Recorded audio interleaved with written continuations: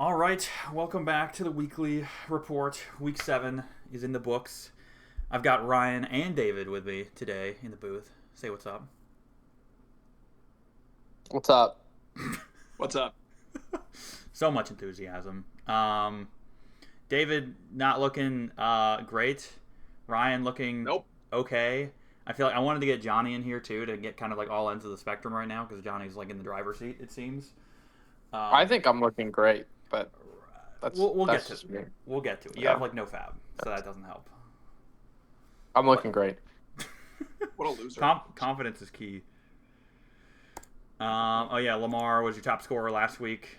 As I've said before, Philip needs that to keep carrying him, and it keeps happening. So that's the story of Philip. But Matt is gone at 13th place. I'm kind of disappointed in Matt's lack of attentiveness in the gulag.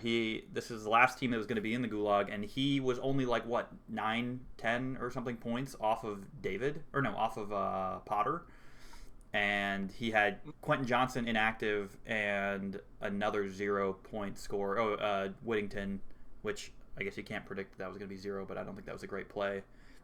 So Matt had a legitimate chance. If he started 2 guys that each scored 5 points instead of those guys, he'd be alive right now.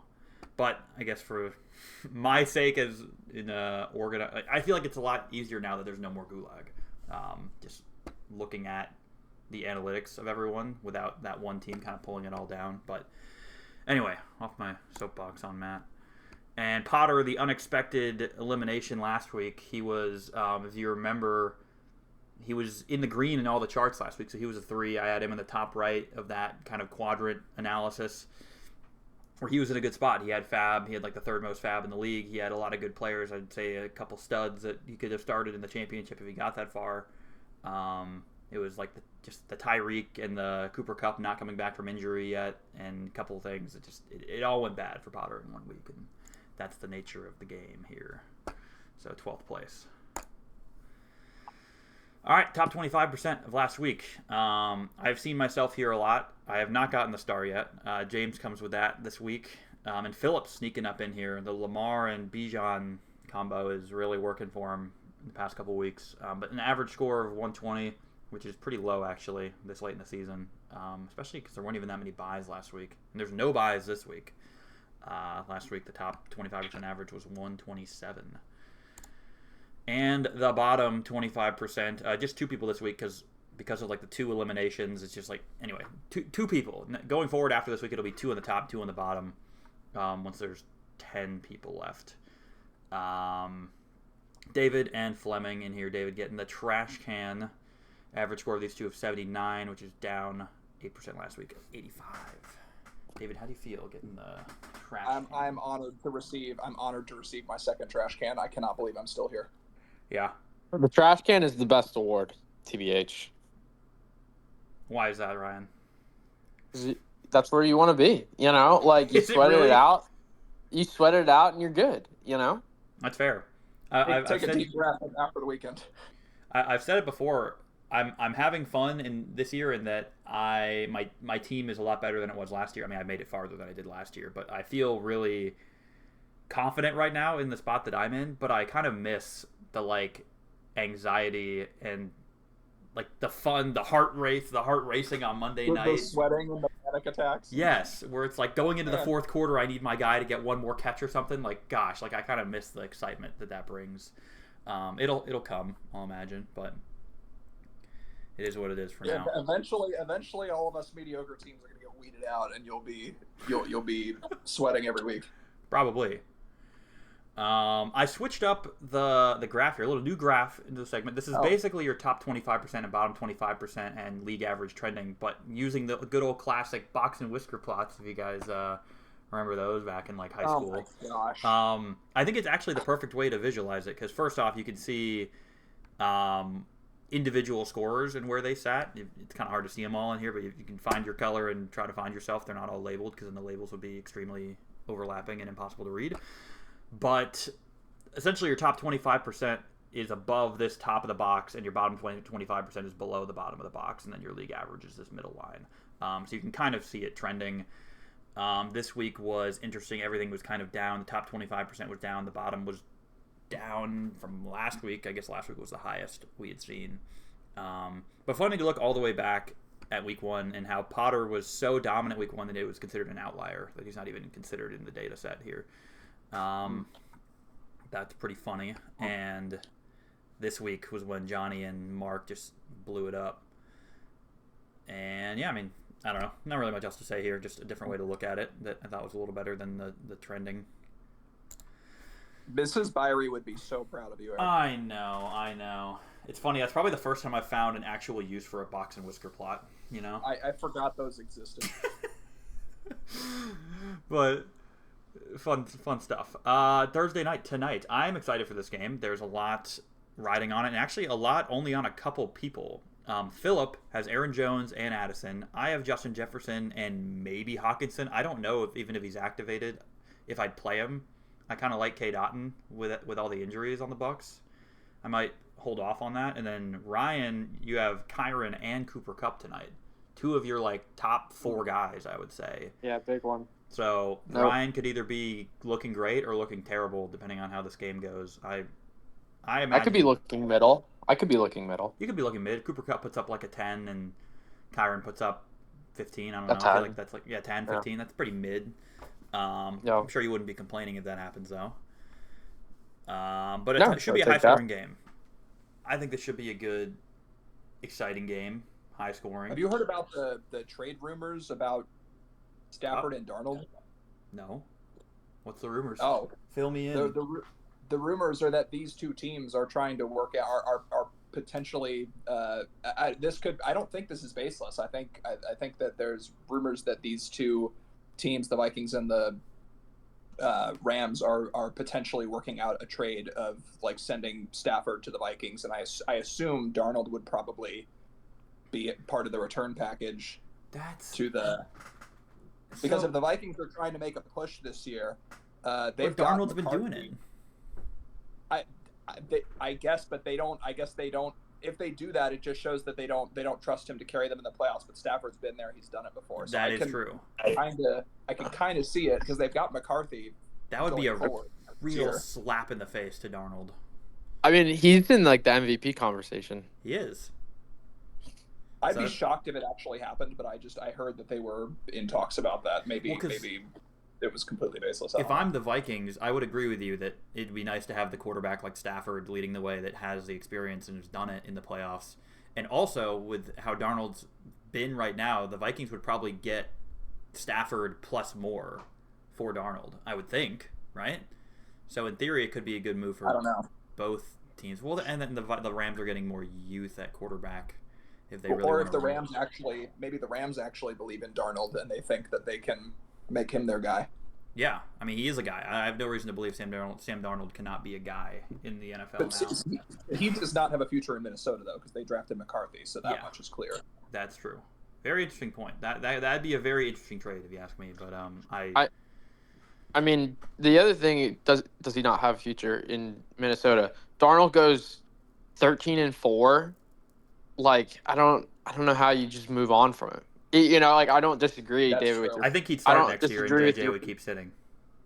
Yeah, I agree, David. I don't think he's the long-term guy. I just don't know how you can move on from him if theoretically he goes 13-4. If you win the NFC North, something crazy, yeah, that would be very interesting. If they didn't trade him and they ended up having just this, they continued having a great season, made it deep into the playoffs. That'd be a really interesting offseason discussion. Anyway, I like that. Good Thursday night football talk. Interesting stuff. Yeah, seriously. Monday, I think also a pretty interesting game. Giants Steelers. I mean, Russell Wilson looked fantastic. I was like, oh my god, against the Jets defense, he's throwing Russell Wilson in right up against that, it's gonna go terribly, and it went the exact opposite. So we'll see if he can keep cooking. But the Giants, Tracy, Singletary, David, I don't know if you're gonna start him. It seems like Tracy's won the job. Neighbors, Wandale. You have Wandale at least. I'm between Singletary and Wandale, and I gotta go Wandale. I gotta go Wandale for the PPR. They're playing from behind probably this whole game. Honestly, I just hope the Giants suck and the Steelers pound them into the ground. The Steelers were they were like one bad call and one Devontae Adams tackle away from a 20-point week on defense this past week, and the Giants are bad. So I'm hoping for just a shocking. Yeah, in theory, David, this could be a huge game for you if you do start. Well, I guess you're picking one or the other, but you'll have two people tonight or Monday night. Johnny has Neighbors, Phillip has Tracy, Fleming has Najee. Who has Pickens now? JC? I think JC picked up Pickens. Yep. So that's the story of Monday. We'll see if any of those guys are in the mix of getting eliminated, but not in theory that many starters this Monday night game. Over under 36. It's projected to be a low scoring game. Oof. I think the Steelers could score 36 on their own. So I agree. I think the Giants are kind of packing it in. Turn into that kind of game. I would bet on the over if I was going to bet on this, which maybe I will. The rankings week 7. I mean, not really much to show except for that Potter getting eliminated, averaging 98 points a week. That's should make no one feel really safe after seeing that happen. It can happen to anybody, but Johnny and Mark still leading the way. Johnny keeps hitting the next 100 mark every week. He's only scored like 100 exactly the last 2 weeks.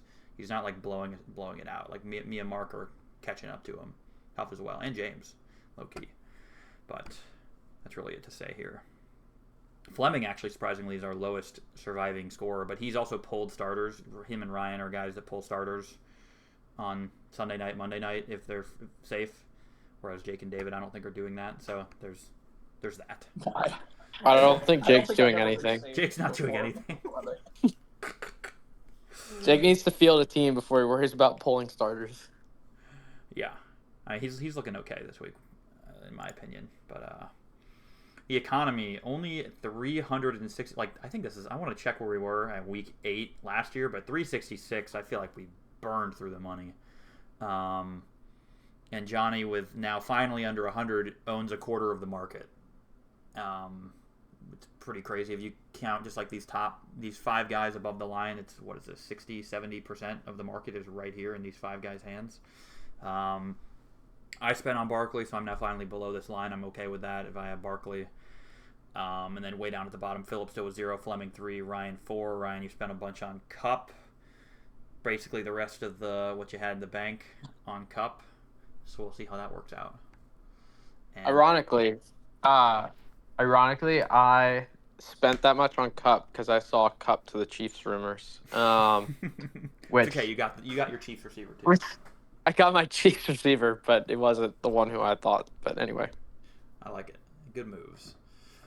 And the one thing I will say is I made the slide before Jake did all the trades, and then I had to update it. Jake would have been in a pretty solid. He had 77, I think. So he was like pretty heftily up here with Johnny, and Johnny only had 85 before he traded him Addison. So they were close up here, Jake and Johnny. And in theory, I think as is, if Jake didn't do any of those trades that he just did, I think he'd still be safe this week. Not that anyone's safe, but there are definitely worse teams than Jake out there that he could probably bank on doing better than. And then that 77 could have been used a little better than I think how he used it so far to spend 32 of it to get who was it? Garrett Wilson, Alexander Madison, and Rashad Bateman. So we'll get into that on his slide, but we'll see how it works out for Jake. He's still above the average in Fab. Your Grim Reapers, I will mention them first, although they're not likely to ever be started again. Isaiah Likely and Alec Pierce are now guilty of killing 3 people, although they were both just on Matt's Gulag team, so hard to really count it. I think your real culprits are here.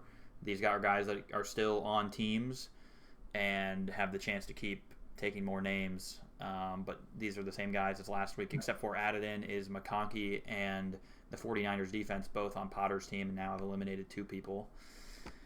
And where those guys are now, no one actually has the Niners defense, but I could absolutely see them being started at some point in the future, so I'm not going to include them in here. But JC's got 2 of these guys. He got Laporta and McConkey.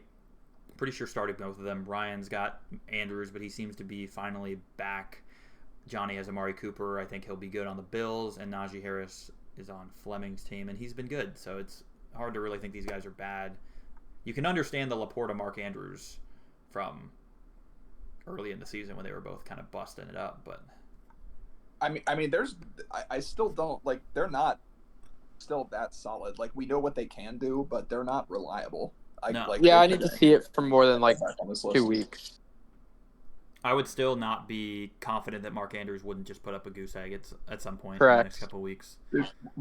Isaiah Likely is going to pop off this week, and Andrew's going to be like 1 for 5 or something. Okay, We're David. going to do this ping pong thing. Oh my gosh. Yeah, I mean Laporta's not been great either, but we'll see. We know the potential is still there with Laporta. Jameson Williams is out for 2 weeks because the dude can't stop getting suspended. So Tim Patrick maybe, stonks. Someone pick up Tim Patrick and start him.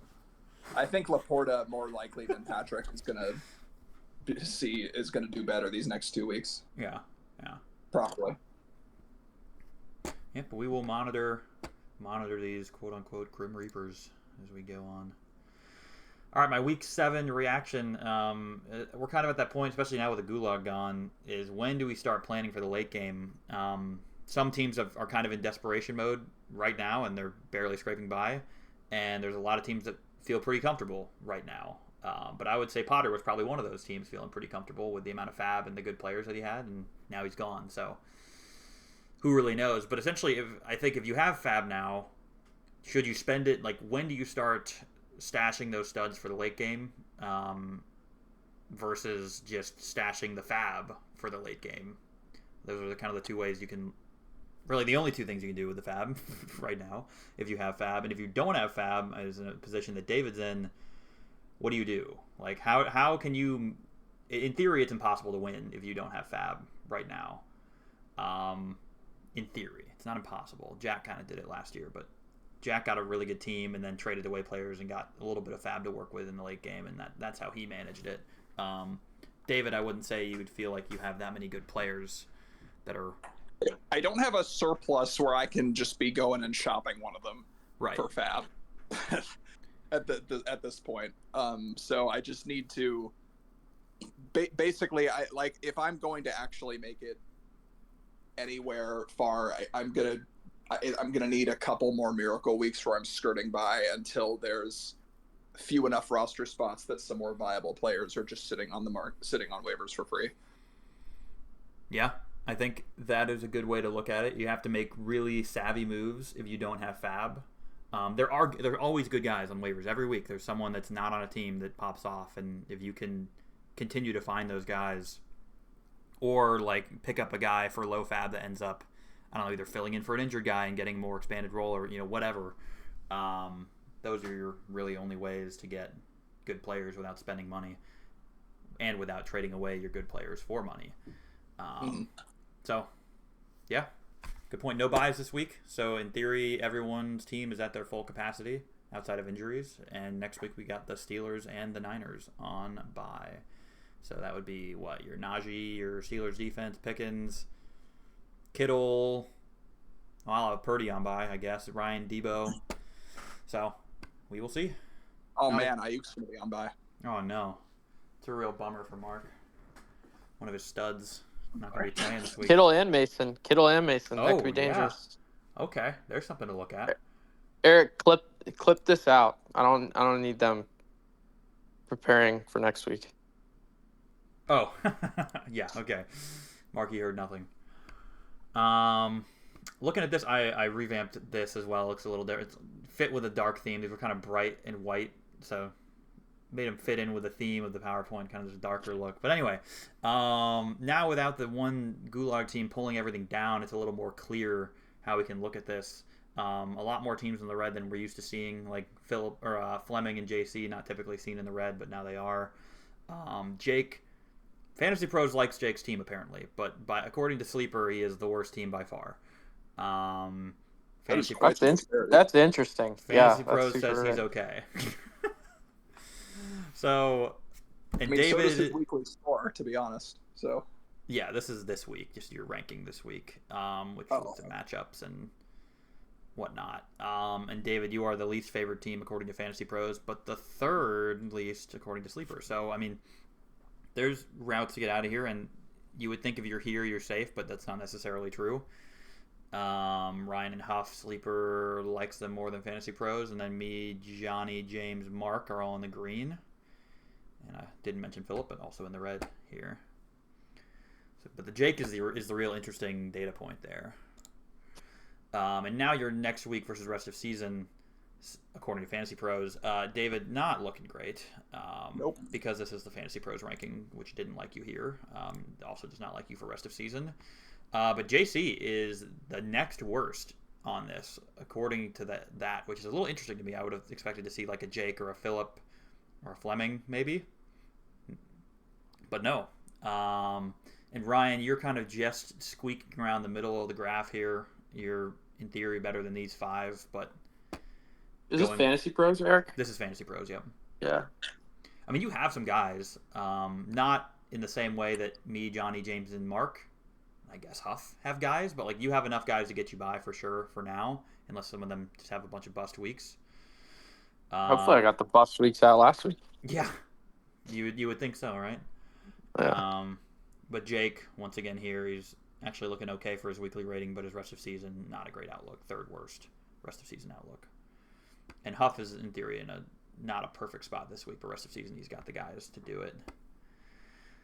Yeah, that's this graph. And then the position strength budget, Johnny is yoinking this thing way up to the right.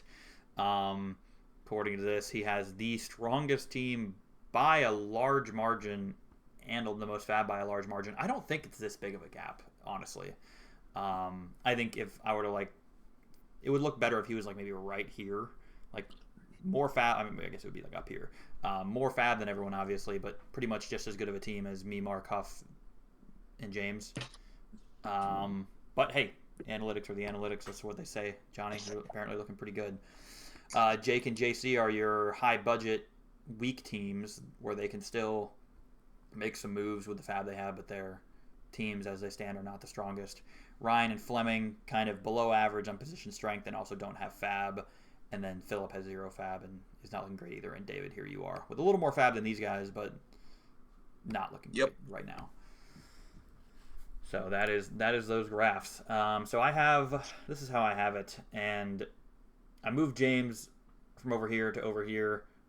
Me and him both are just below the budget line, but are really strong, and we're not depleted of money. We just are a little bit below average right now. So I'd say we still are both in this solid overall. Ryan, I put you up here. You've been kind of all over the place. I never know where to put you, but I think how I would look at it is you don't have a lot of fab, but your team is pretty solid. I don't think you're at risk of getting eliminated in the next 2 or 3 weeks, but long term, I don't know what you're going to do with 4 fab unless you can keep getting fab for useless players from Jake. Huff and Jake I have in the middle. Jake he was in the yellow in every single one of these. He's above the budget line. He's looking, and Fantasy Pros likes him a little more, so he is for this week. That is, so that's why he's in the mid undetermined. But in theory, he doesn't have a great long-term projection without the fab.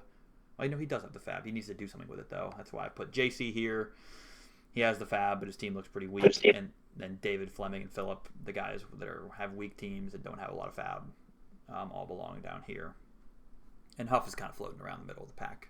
He has fab, but his team is kind of mid. So these are the perfect examples of your mid teams. They're mid in every way, players and fab currently. Okay, that is this. Any comments, Ryan, David? No comments. I was gonna say if you want to go to predictions. Oh yeah, so I can you hop gotta go off in here. a couple minutes. Yeah. Okay. Who is your take to lose this week?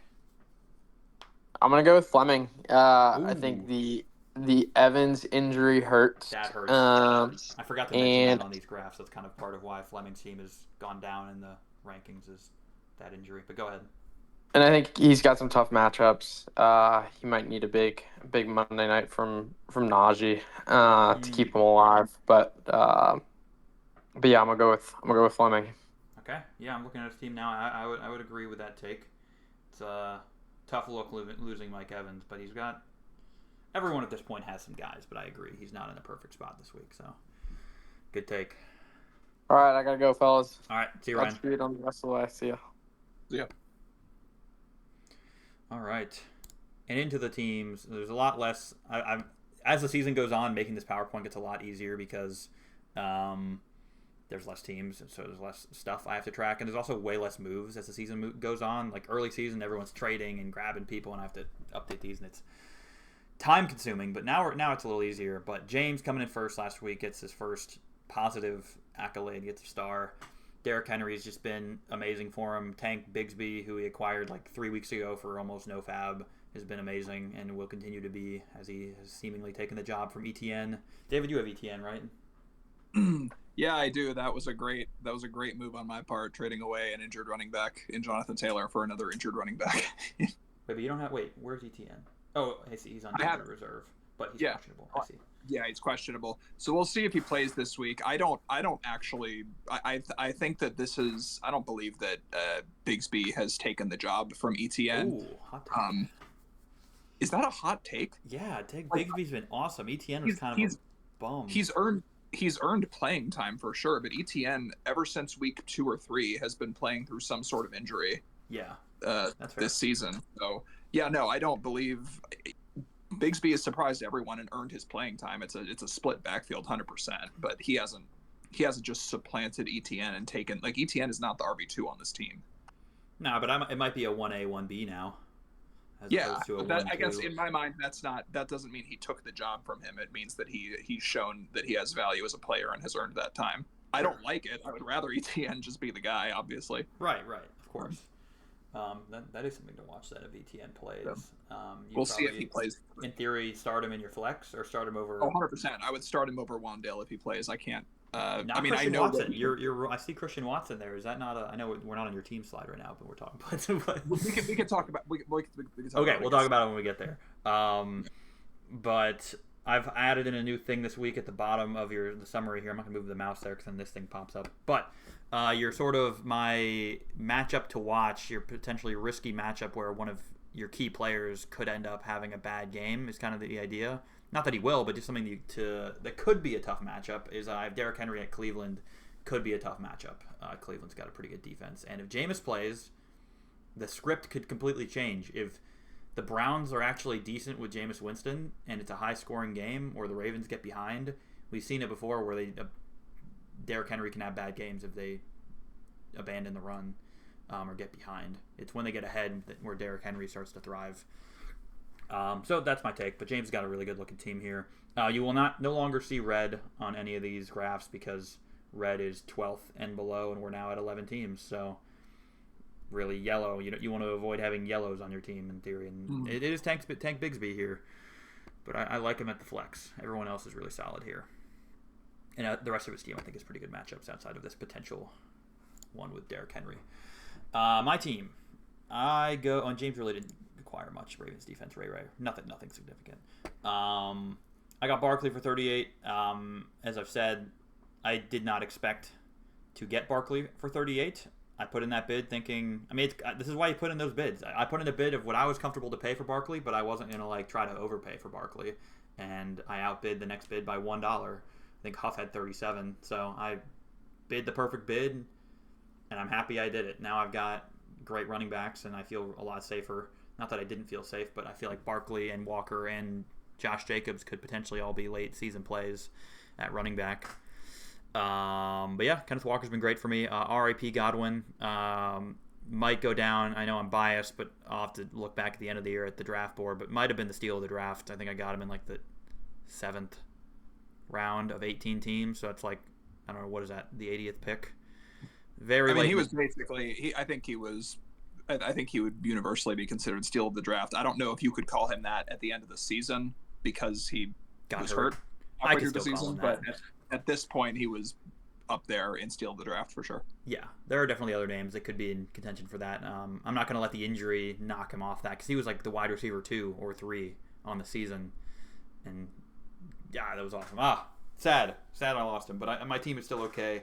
I have Barkley to in theory replace him at a different position, and now I have Otten. Otten should go up in value, I would say, or in usage with less people on that offense. Evans also hurt. But my matchup to watch this week, maybe this is a hot take. I think Barkley at Cincinnati could actually be a bad matchup. And I also have I have a lot of good matchups, so it was hard to pull a bad matchup off my lineup. But the Bengals we held Derrick Henry to almost nothing, and then he had one like breakout run in overtime. We held him to like 30 yards on 12 carries or something, like really good on holding Derrick Henry, and also held Nick Chubb to like 2 yards a carry last week. So I know he's first came back off an injury, but I still think there's a world where Barkley puts up a dud against Cincinnati, and that's my take. But conflict of interest because I'm a Bengals fan, but I would be okay if he went off. Phillips' team coming in third. Lamar and Bijan. As soon as I said it like 3 weeks ago, they started doing it. Lamar already was doing it, but now Bijan finally started getting in the end zone and has been doing great. And Phillip acquired Aaron Jones like 2 weeks ago for like the rest of his fab, and that's been a good move because he's been a solid piece, getting him points, double-digit points every week. It's really everywhere else where Phillip is struggling. A lot of yellow here.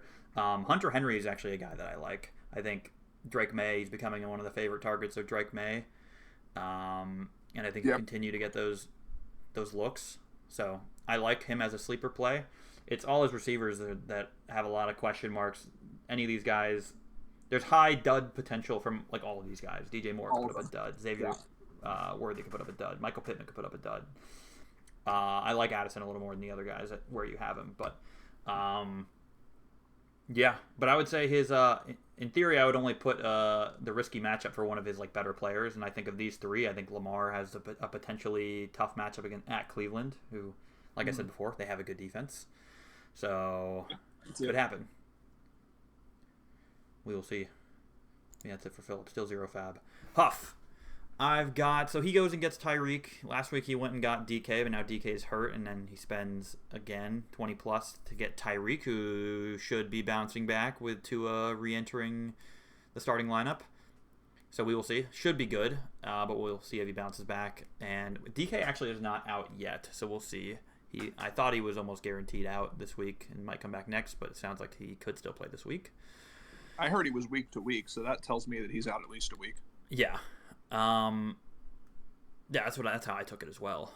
Deontay Johnson is another interesting guy to watch. He does not have him in his starting lineup currently, but the analytics has him as his best option at Flex 2 because Bryce Young is starting this week, and they're playing at Denver. So that is a recipe for disaster in every way, shape, and form. So that's who I have as his bad matchup of the week by a long shot. Is Deontay at Denver. So we'll see. We'll see if he even starts him. But in theory, he has DK in his lineup right now, and if he took DK out, Deontay Johnson might be the first guy he throws in, but maybe not. There's other guys he can start on his bench too. Let me look. Such as he's got Bucky Irving on his bench. Shakir. Well, this is Bucky Irving right here. But yeah, Bucky Irving or Shakir. Eckler's not a terrible play ever either. So he's got guys if he doesn't want to take the risk on Deontay, but that's my tough matchup of the week for him. Johnny's team, Mixon with being his top scorer again. He spends big on Jaden Daniels, 22, which is more than I think anyone should spend on a quarterback, especially an injured one. Like maybe Josh Allen goes for 20 plus at this point in the season if he's out there, but there's not many quarterbacks I think are worth that money. But we'll see. He's not playing this week, I'm pretty sure, and it could be even another week after that. So he's got Tua in the lineup right now. And he trades away Alexander Madison to Jake for 6 fab. Good move for Johnny. Madison was not going to see his starting lineup probably for the rest of the season. So, Jake. Yeah, I mean, there's What's that? I said, Jake, what are we doing? So, for Jaden Daniels, I mean, Jaden Daniels is in the easily top 5 quarterbacks. He's been very consistent week to week.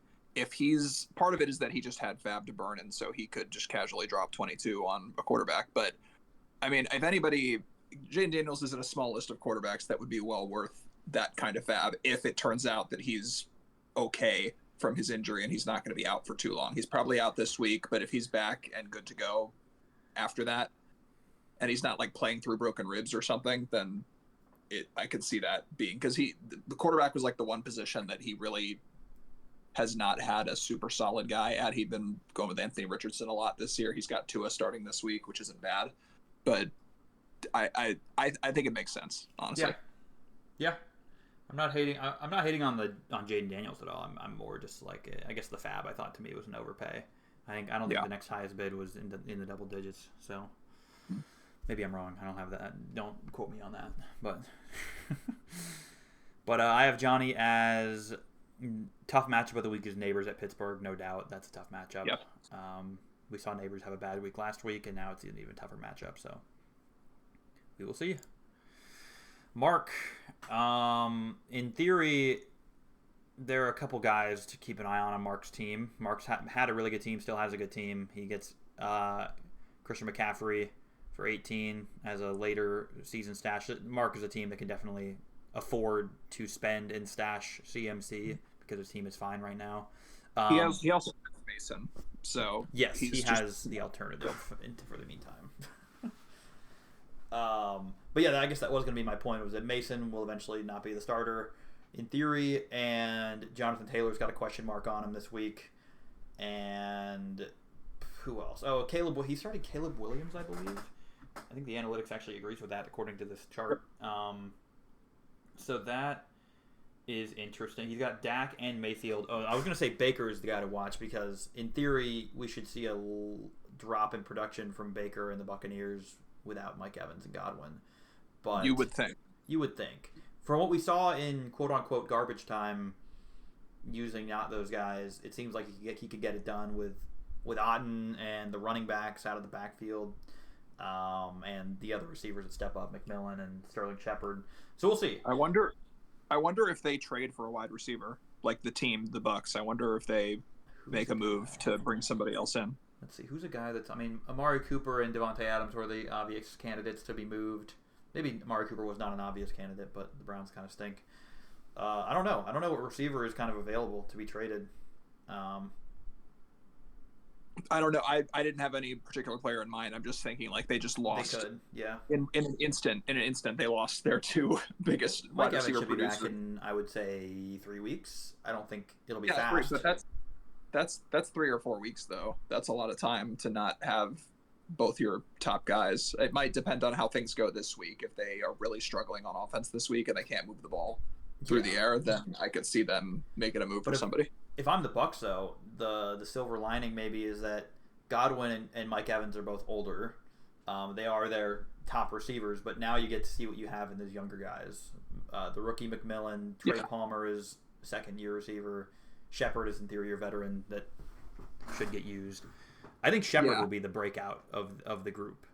I think McMillan had the most snaps last week, so in theory he's the top candidate. But I think Shepard, I always see him targeting Shepard. I watch these games a lot because I'm watching for Godwin, so I've just seen him, even when Mike Evans and Chris Godwin are in, throwing it to Sterling Shepard in the red zone. Like, dude, stop it! Like, throw it to don't do that. So I think we'll see that. I think Shepard's the guy. Does anyone? No, I'm saying all this, and I don't even think anyone has Shepard. Yeah, he's sitting on waivers. I do not have a spot, so if you want to take my opinion and someone wants to pick him up, I don't have someone I want to drop for him. But like even my lineup, there's not somebody on my lineup I would drop for Shepard. Right. But I'm also not convinced that he's suddenly the guy.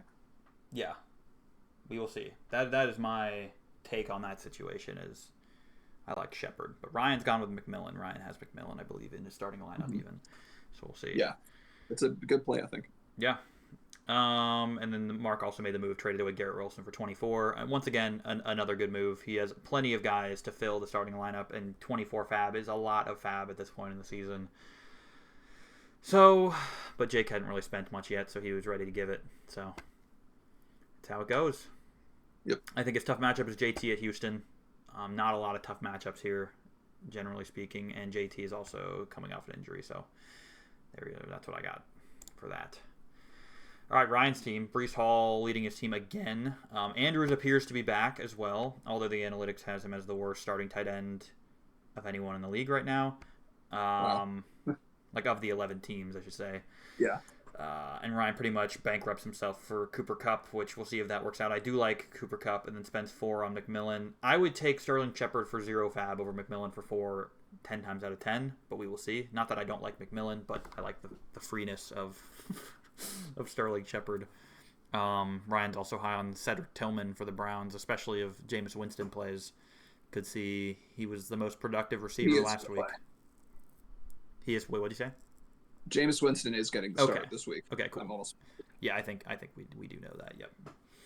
And Keon Coleman might be kind of bursting onto the scene too, and he picked him up. Traded away Bateman for 2 fab, a guy that is in theory worse than I would rather have McMillan, Cedric Tillman, and Keon Coleman all over Bateman, who he got for $0, and traded away Bateman for $2. So what are we doing, Jake? But anyway,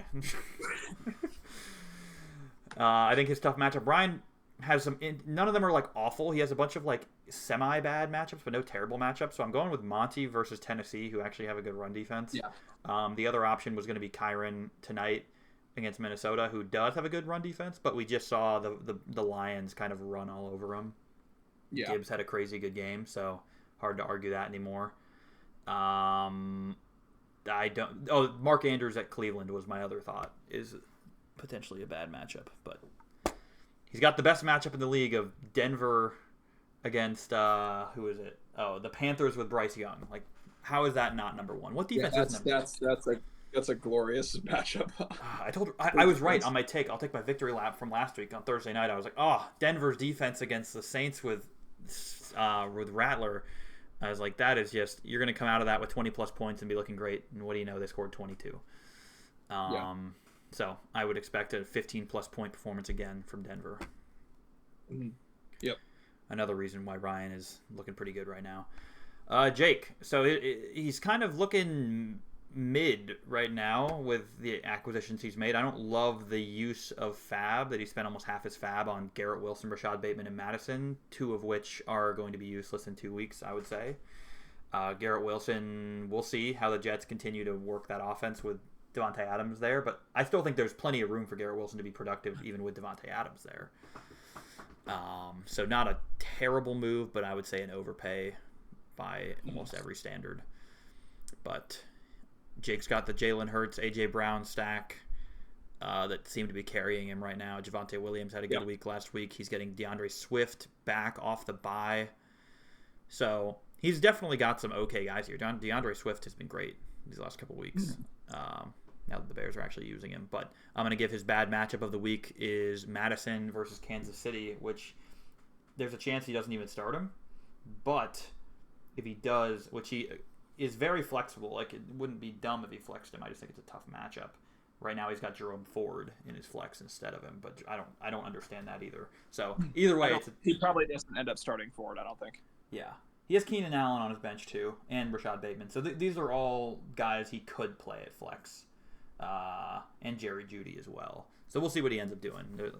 Those are tough decisions there to make. Still 45 fab. All right, JC's team. Jahmyr Gibbs with the huge week. Otherwise, JC didn't actually have a really good week all around. I think these were his only double-digit scores here. Rams defense came up big, and Burrow had a pretty mediocre week. But 15 is 15. He gets Pickens for 13, which I really like this. I was going to try to kind of, as a team that kind of needs new receivers now that Godwin's hurt, I wanted to try to get Pickens, but I wasn't sure I was going to go 13. I think I put a high single digit. I forget what I put on Pickens, but I definitely wanted him.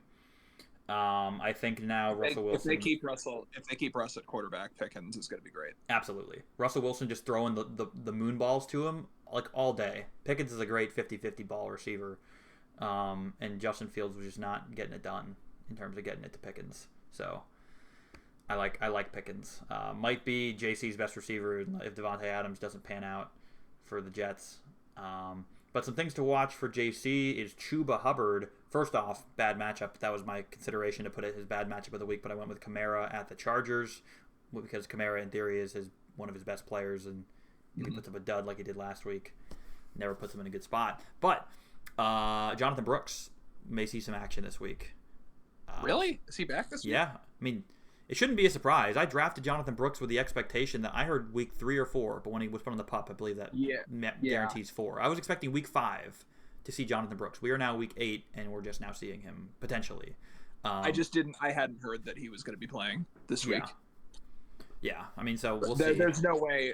He's not gonna. There's no way he takes over. Like I see him getting maybe 15% snaps. Like I'm not worried about Chuba this week. Yeah, but he's definitely going to start.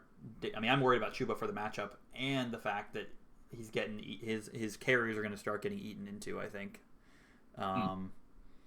there's no way the highest drafted running back from last year's draft doesn't get used now that he's healthy. And it seems like they were extra cautious in letting him get healthy. I mean, highest drafted, sure, but he was still mid-second round. Like, he wasn't this generational prospect. Sure. That came in. But they're going to use him, obviously. I just don't see him getting a heavy workload this week. Even I'd be shocked if he even made it to a third of the snaps. Yeah, that sounds like a good number. 33. If he got 33% of the snaps, Brooks, that would probably be expected, and then Hubbard still gets like 50%. But yeah, we'll see. I'd say JC needs to start grabbing more like late game studs, and because he has the fab to do it. So I think maybe in these next couple weeks, if he's still alive, we'll see him do that. All right, Fleming's team. Amon-Ra doing good for him. He doesn't really do much this week, given that he has 3 fab. He didn't spend any of it. He has Kirk at quarterback, which apparently someone's worse than that. I feel like this late in the season, Kirk is not the greatest quarterback to be starting, but not the worst either. They have his running backs is pretty weak. Brian Robinson and Najee Harris as his 1 and 2. Yeah, they're fine. They're fine, but in theory, this is as the worst RB1 and the second worst RB2 according to the Fantasy Pros analytics for this week.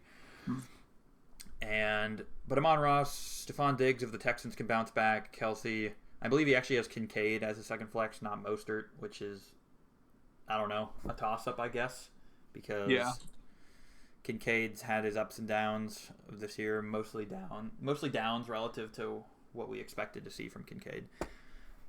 And I have his tough matchup of the week as McLaurin versus Chicago, who I've heard some people say Jalen Johnson is the best cornerback in the NFL. I think he's at least definitely a top 5 cornerback in the NFL. And in theory, he'll be on McLaurin for most of the game. So, and Chicago just in general has a good defense. That's something I'll be interested to see because Mariota looked fantastic last week. I know it was against the Panthers, and he came in already with a lead. Never mind. It was pretty much right at the beginning of the game that Mariota came in. So he now has a much bigger challenge, but he might have some confidence now after what he was just able to pull off last week. So maybe we'll still see some good production out of McLaurin, but not great. Not a great matchup, I wouldn't say. And finally, David's team. Kareem Hunt's been getting it done for you, no doubt, as well as Josh Allen, as he should. I would say these are your 2 best players by far. Easily. And Pollard is serviceable. Waddle should see an uptick. What was that? I was saying Pollard's been good too. He has been. He has a tough matchup at Detroit. That's who I have as your tough matchup of the week. I think that's kind of expected. Everyone else in your team actually has pretty good matchups, except for Wandale against the Steelers. But I think the script will be good for Wandale of the Giants being down. He'll get all the he could get 10 catches against the Steelers, and I wouldn't be like that shocked. Honestly, I probably will not be starting Wandale this week because if Jacoby Myers plays, I'm playing him over Wandale. If ETN plays, I'm playing him over Wandale. Jacoby Myers against the Chiefs? Yeah. Okay. I mean, yeah, it's he has been good when he has played, so hard to argue. He's the wide receiver. I mean, I guess Bowers is the number 1 target, but yeah, he's important enough to the offense, and they're probably going to be down too. That I have more confidence in him than I do in Wandale against one of the best defenses in the league with Daniel Jones at quarterback. Yeah. I guess Myers is no great quarterback either, but I don't know. It's a toss up, I guess. Not the GOAT. I'd rather ETN play and start him. That would be my preference because Packers cannot stop the run. As a Packers fan, I'm well aware their defense has been pretty good this year, but I guess the run is where they're pretty weak. So yeah, I would love to start ETN if he's playing. Yeah. So we'll see. You and Jake have a lot of tough decisions to make at the flex, and you also have a lot of questionable guys. Myers, like we said, ETN is still questionable. Christian Watson's questionable. Evan Ingram's questionable. Jalen Waddle's questionable. I don't think any of those guys are really at risk of missing the game. I don't know. Except for what ETN and Myers. Those other 3 guys, I don't think they're actually at risk of. Right. It's just Myers and ETN that you're waiting to hear about, really. Yeah.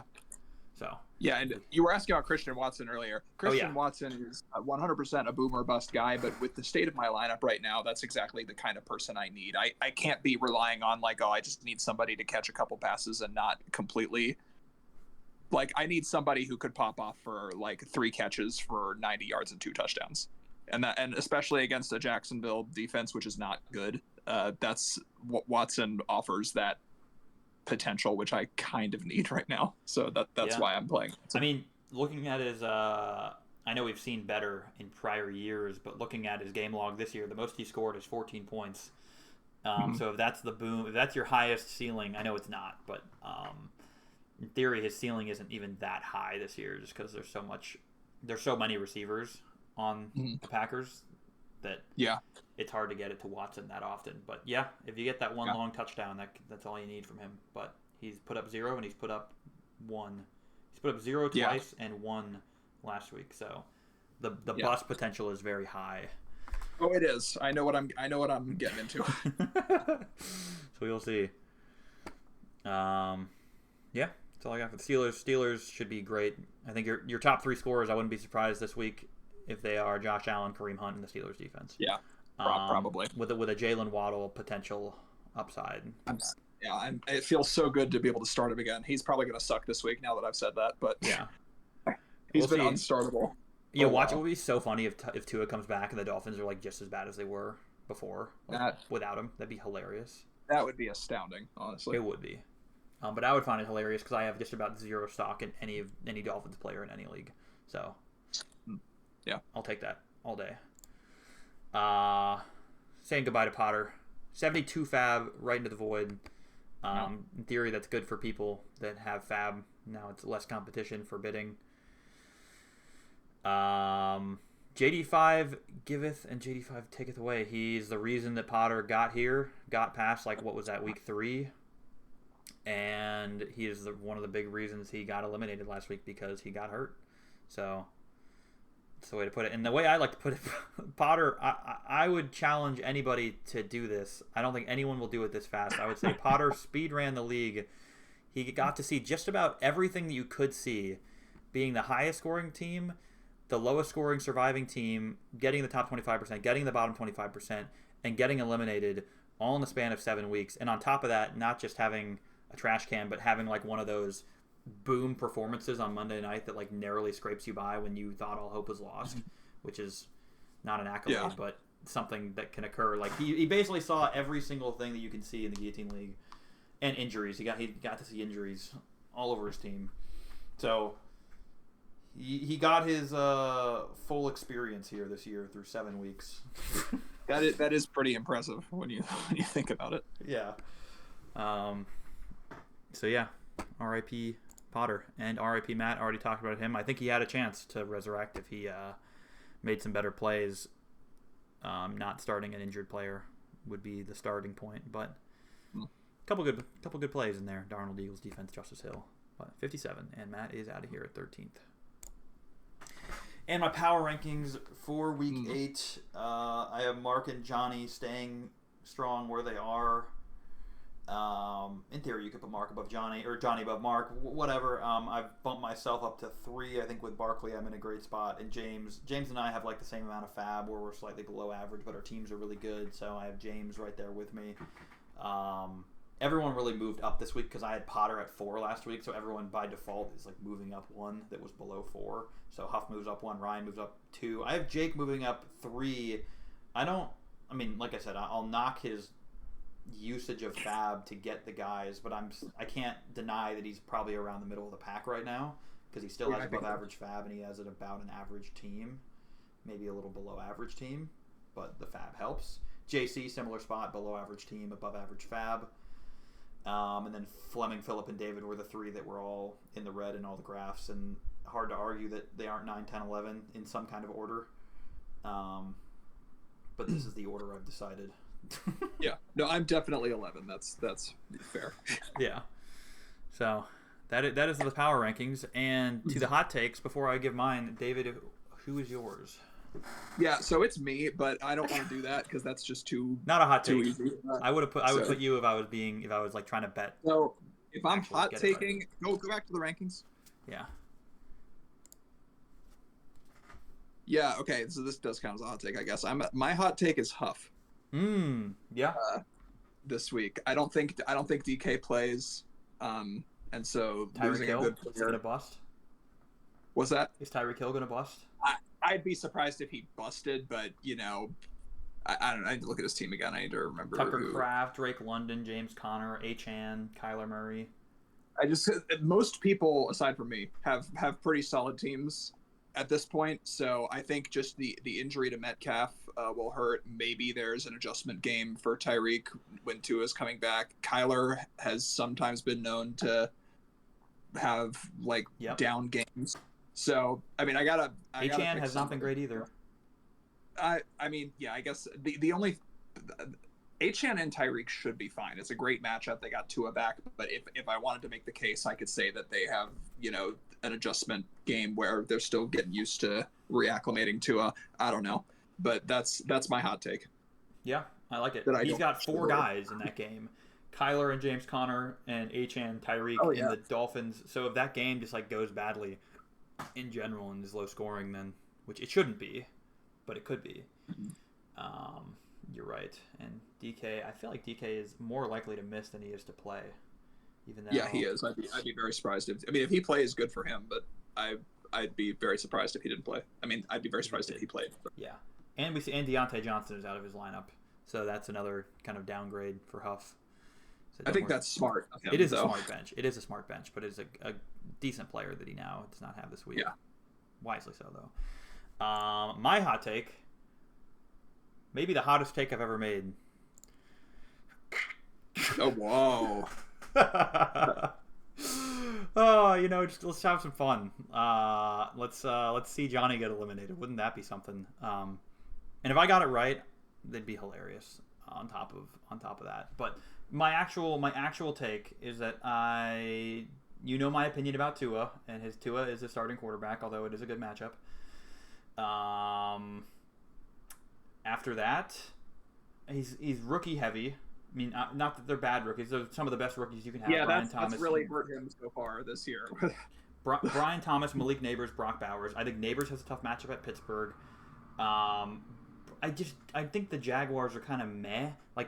Brian Thomas is due for a dud at some point. Not that it would make sense to bench him, but see. He had a dud 2 weeks ago. He did, yeah, again at Chicago, which is a good matchup, or a bad matchup, so it makes sense.